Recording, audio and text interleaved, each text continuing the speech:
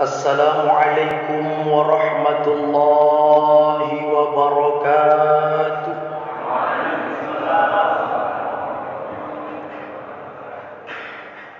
Allahu Akbar. Allahu Akbar. Allahu Akbar. Allahu Akbar. Allahu Akbar. Allahu Akbar. Allahu Akbar.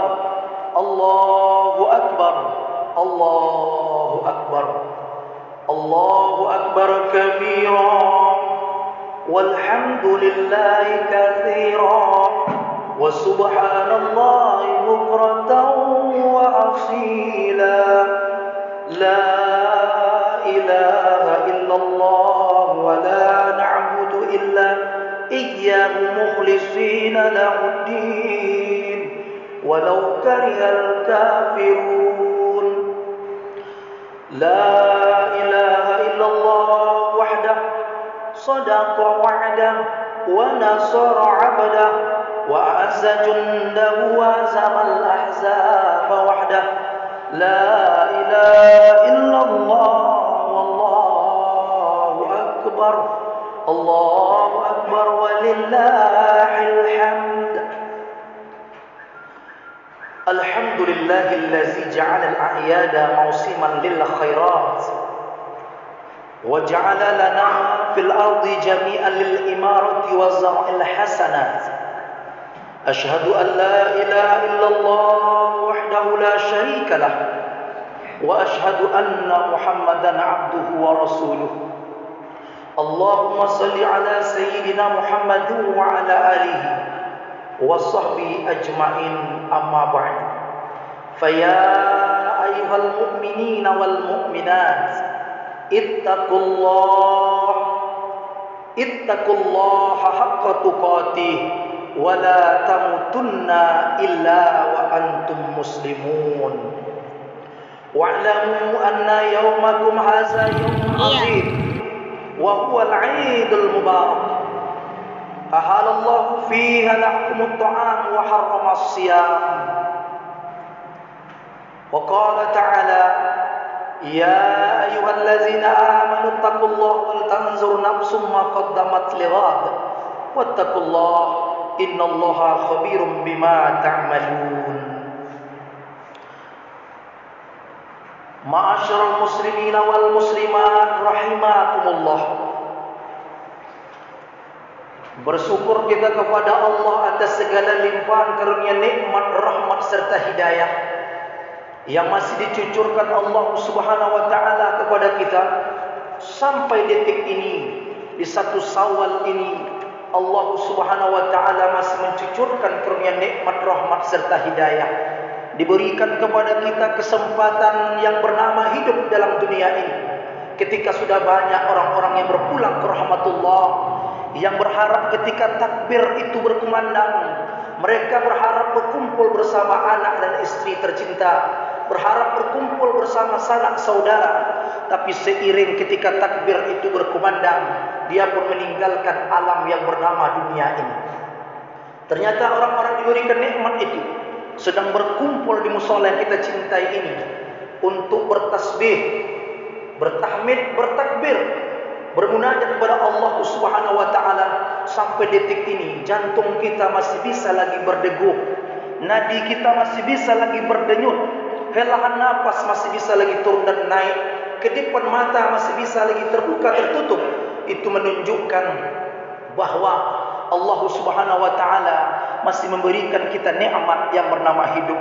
Maka bersyukurlah atas nikmat yang diberikan Allah sampai detik ini, terutama nikmat yang bernama iman dan Islam yang masih bersemayam di dalam hati sanubari kita masing-masing.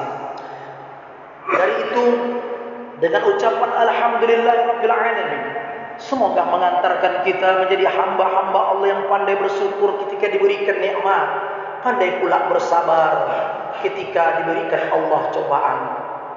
Subhanallah walhamdulillah wa la ilaha illallah wallahu akbar. Salawat serta salam mari bersama kita hadiahkan kepada Rasul junjungan alam. Betapa kita rindukan syafaat beliau, Kita berharap di dunia ini kita mendapatkan keberkahan, berkah keindahan selawat Nabi. Di akhirat nanti kita berharap mendapatkan naungan berupa syafaat dari Nabi Muhammad SAW. Walaupun sampai detik ini kerinduan kita terus memuncak ingin bertemu dengan Rasulullah SAW. Betapa tidak, setiap saat dikumandangkan oleh Bilal selawat dan salam dengan ucapan Allahumma salli ala sayyidina wa nabiyyina wa habibina wa syafi'ina wa zukhrina wa maulana Muhammad. Maka bertambah kerinduan kita kepada Rasulullah SAW. Bahkan kita ucapkan dalam syahadat disebut nama beliau, asyhadu an la ilaha illallah wa asyhadu anna Muhammad Rasulullah.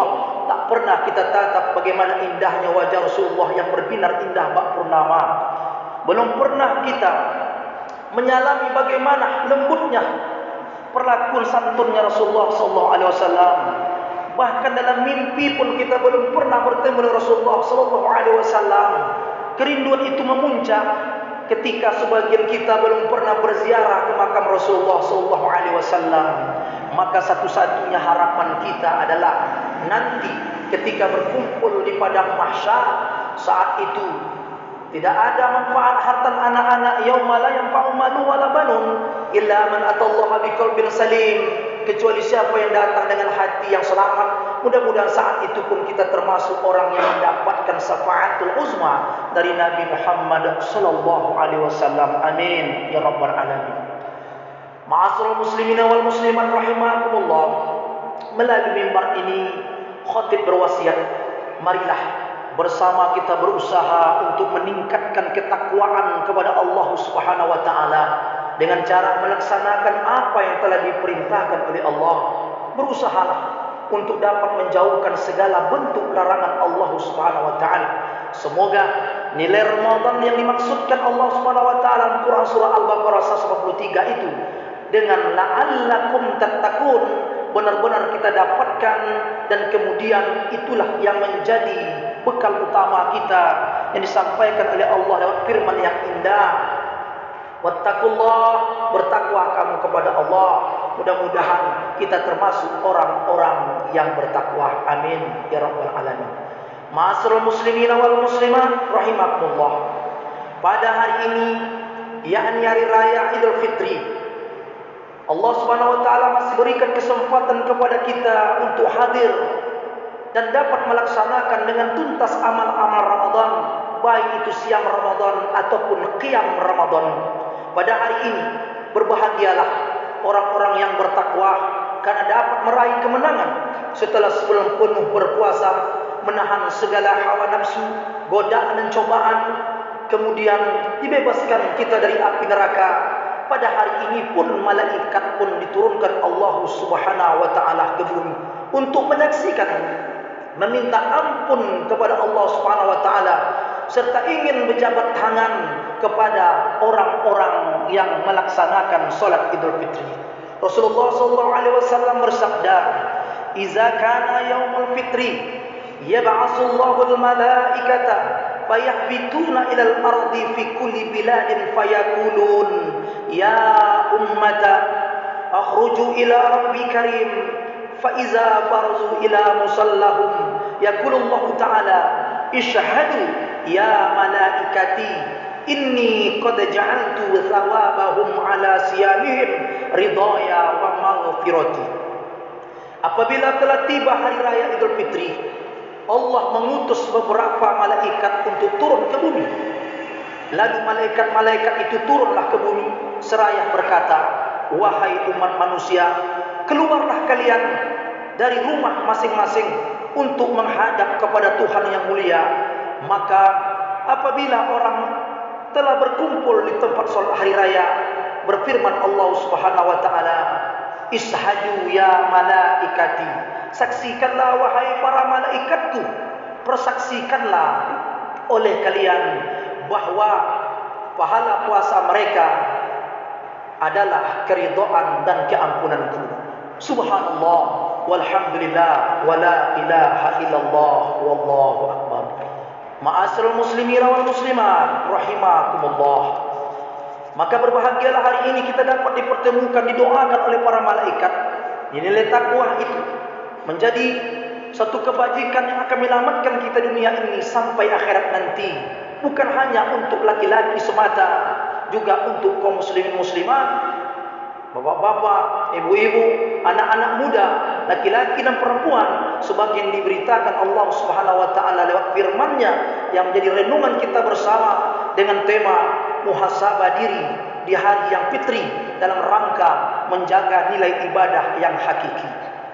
Allah Subhanahu wa taala berfirman di dalam Al-Qur'an surah An-Nahl ayat 97, "Man 'amila sholihan min dzakarin wa unsa wa huwa mu'minun falanuhyiyannahu hayatan thayyibatan wa lanajziyannahum ajrahum bi ahsani ma kanu ya'malun."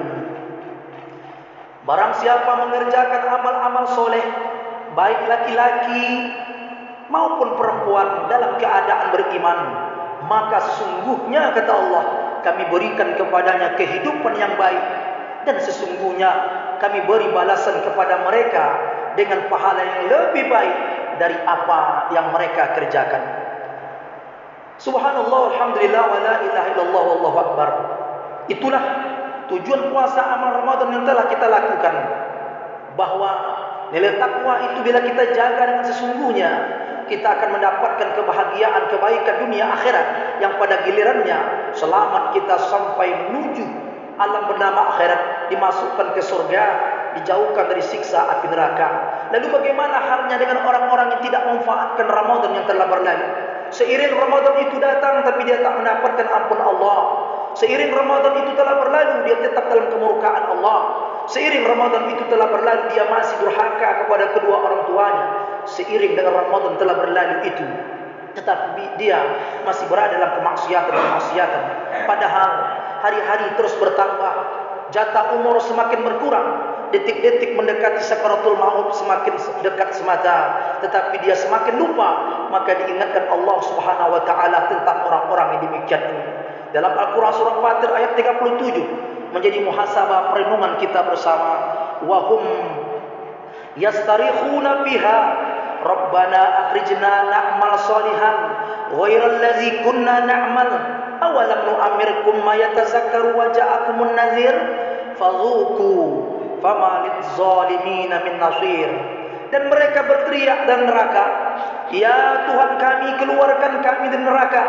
Niscaya kami akan mengerjakan kebaikan yang berlainan dengan yang kami kerjakan dahulu." Dikatakan kepada mereka, "Bukankah kami telah memanjangkan umurmu untuk dapat berpikir?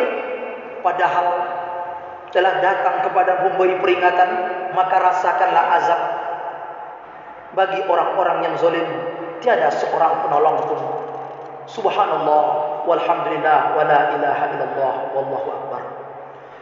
Renungan kita yang kedua adalah bahwa berlalunya Ramadan, hadirnya Syawal mengajarkan kita untuk bermuhasabah diri dalam menjaga nilai-nilai ibadah. Renungkan amal-amal Ramadan yang telah kita capai dalam target takwa. Jangan biarkan ini binasa. Jangan rusak kembali amal-amal itu. Bila kebiasaan kita hadir saat tarawih dan witir, mengajarkan kedisiplinan untuk hadir di masjid musolah, maka lanjutkanlah kebiasaan baik itu sampai masa menuju Syawal ke depan. Kemudian kebiasaan kita baca Al-Quran itu jangan dibiarkan hanya berada pada saat Ramadan semata, tapi tengok dan tinjau kembalilah Al-Quran itu. Jangan hanya dilihat pada saat Ramadan saja. Kemudian diingatkan kepada kita bahwa kita bisa bangun jam 3/4 malam untuk tahajud, untuk sahur. Sebenarnya itu pelatihan diri kita agar terbiasa untuk melakukan hal itu di luar Ramadan nanti. Jika tahajud bisa dikerjakan, jika sahur bisa dibangunkan, bila buka bisa kita laksanakan, maka 23 rakaat tarawih dan witir itu sudah terbiasa kita kerjakan. Itulah yang menjadi pesan bahwa di luar Ramadan nanti kita akan terbiasa mengamalkan amalan yang telah dikadar selama 1 bulan itu. Dari itu, renungan hikmah Ramadan bagi kita sebagai pesantren jiwa yang membentuk pribadi, tidak hanya membentuk pribadi yang soleh secara individual, tapi juga soleh secara sosial. Banyak orang soleh secara pribadi, tahajudnya, duhanya, kemudian amal-amal sunat lainnya, tetapi tidak dapat melakukan kesolehan sosial. Mungkin dia bisa melakukan umroh 5 kali, 10 kali, Mungkin dia bisa bertahajud, tapi bagaimana dengan kesolehan sosial? Bisa bersedekah, bisa berbuat baik, bisa diterima dimanapun khalayak ramai dalam ibadah sosial yang berkaitan dengan hal-hal yang berhubungan dengan Allah Subhanahu wa taala. Jelasnya hablum minallah dan juga hablum minannas. Dari itu, ma'asyiral muslimin wal muslimat rahimakumullah, jagalah nilai amal kita, jangan dikotori setelah keluar dari Ramadan ini. Setan-setan akan dilepaskan, tak lagi dibelenggu. Hawa nafsu mulai dibebaskan. Selama hari ini dikekang dengan puasa Ramadan, selama hari ini dia terjaga, selama hari ini setan-setan dibelenggu. Lalu perjuangan kita akan semakin berat ke depan. Bila kita bisa taat dalam Ramadan itu biasa, karena musuh kita yang bernama setan dalam diri ini, setan di luar diri, maka itu sudah dirantai oleh Allah. Sekarang perjuangan kita akan semakin hebat. Syaitan-syaitan iblis akan tersenyum bila dirantai pada bulan Ramadan.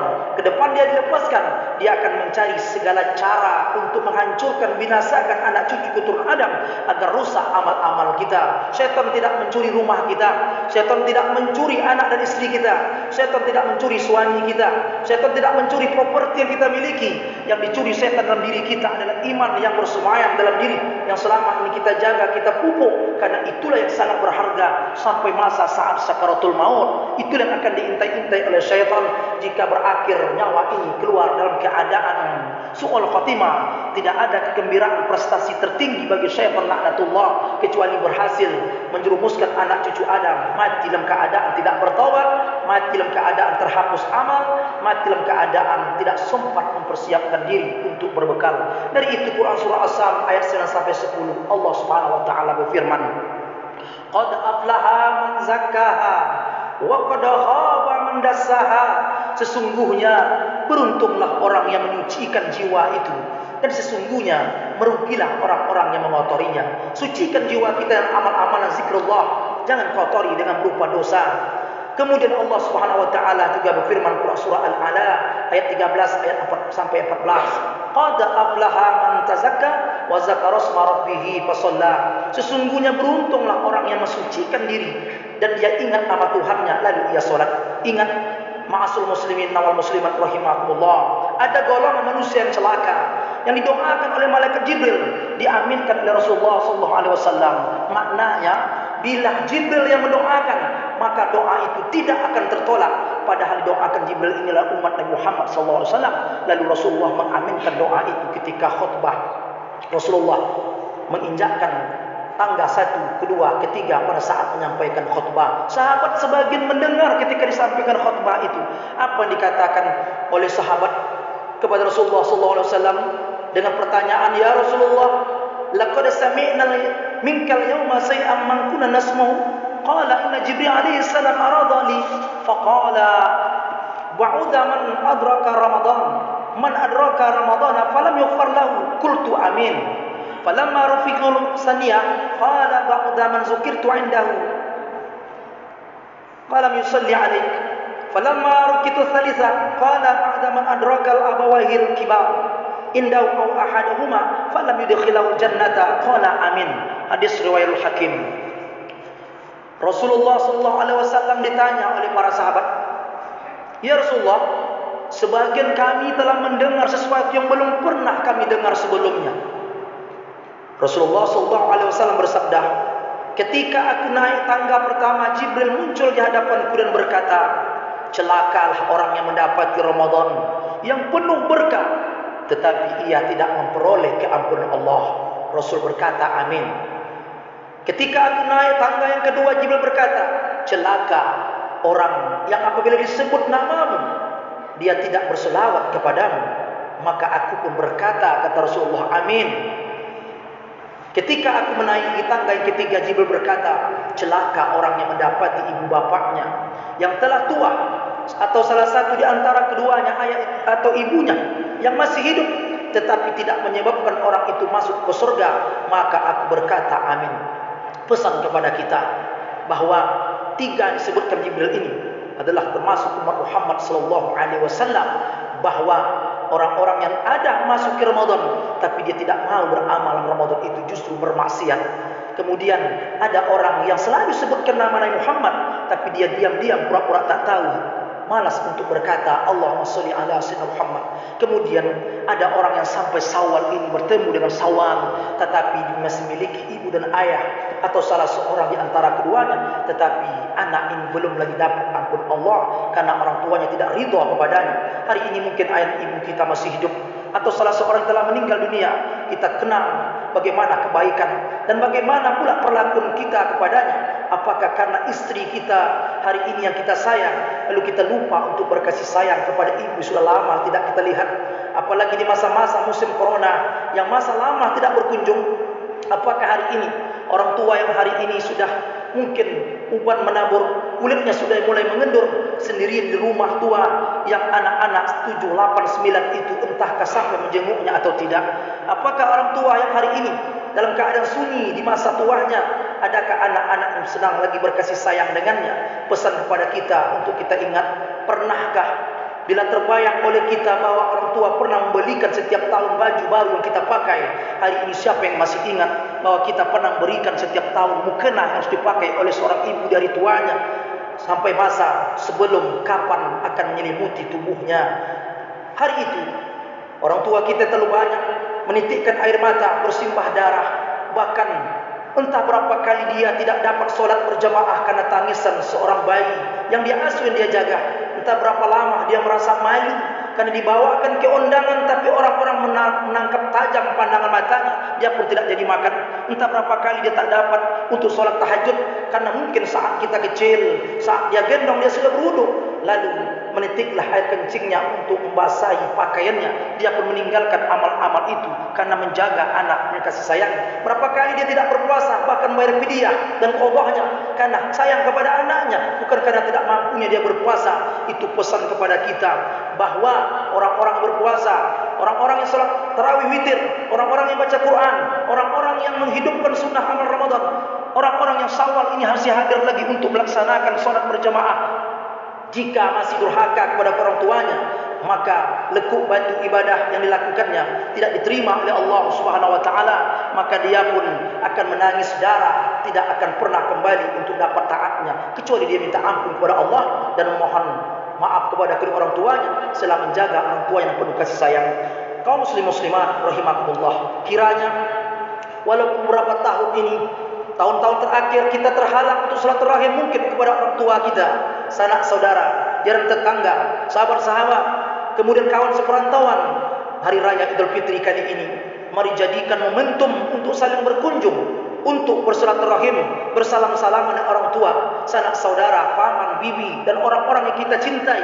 Jika tak dapat bertatap muka, bersalam tangan, bisa lewat WhatsApp, bisa lewat pesan-pesan media sosial, namun berasal dari ketulusan hati untuk saling memaafkan dan meminta maaf dan melupakan segala ganjaran yang pernah ada dalam hati, membangun kembali keharmonisan yang pernah terusik dalam kehidupan kita, mempertebal kembali rasa kebersamaan yang pernah luntur untuk mempererat silaturahim.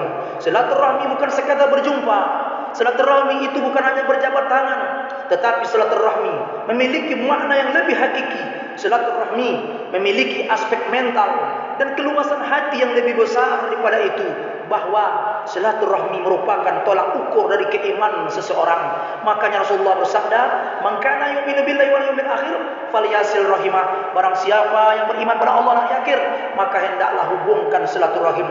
Jika kita tidak hubungi, apa yang akan terjadi? Itu dikatakan Rasulullah, la yadkhulul jannata qati', tidak masuk surga orang memutuskan. Apa itu qati'? Qati'ur rahmin, orang yang memutuskan tali persaudaraan, tidak masuk surga. Walau bagaimanapun amal sedang kita lakukan ini luar biasa, selama kita masih dalam keadaan bersengketa, berkelahi bersama saudara, belum lagi bersama, perang dingin, apalagi terhadap suami istri, terhadap orang-orang kita cintai, maka ini tidak akan masukkan orang itu ke surga. Mari kita tutup khutbah ini dengan apa yang disampaikan Rasulullah SAW. Dan penutup khutbah ini sebagai renungan kita bersama. Suatu hari Rasulullah SAW menyampaikan pesan kepada Abu Hurairah, "Ya Abu Hurairah, ta'alaika bihusnil khuluq." Qala Abu Hurairah radhiyallahu anhu, "Wa ma husnul khuluq ya Rasulullah?" Qala tasilu man qata'aka wa ta'afu amman zalamaka wa ta'zi man haramaka. Wahai Abu Hurairah, hendaklah engkau berakhlak mulia. Abu Hurairah bertanya, apa yang dimaksud dengan berakhlak mulia ya Rasulullah? Nabi pun menjawab, engkau hubungkan silaturahim kepada orang yang memutuskan silaturahim itu. Engkau maafkanlah orang yang berbuat zalim kepadamu, dan engkau berilah sesuatu orang yang mengharamkanmu, orang yang benci kepada kita, tak pernah beri kita, justru kita yang berbuat baik kepadanya. Satu tingkat iman yang luar biasa kepada kita. Semoga khutbah ini menjadi pesan terbaik sepanjang hidup kita, dan semoga Syawal ini bukan Syawal terakhir dalam hidup kita, tetapi Syawal yang terbaik selama kita menjalani kehidupan di alam bernama dunia ini. Barakallahu li wa lakum fil Qur'anil azim, wa nafa'ani wa iyyakum bima fihi minal ayati wa zikril hakim, wa taqabbala minni wa minkum tilawatahu innahu was-sami'ul alim. Aqulu qawli hadza astaghfirullahal azim li wa lakum wa lisairil muslimina wal muslimat innahu wal ghafurur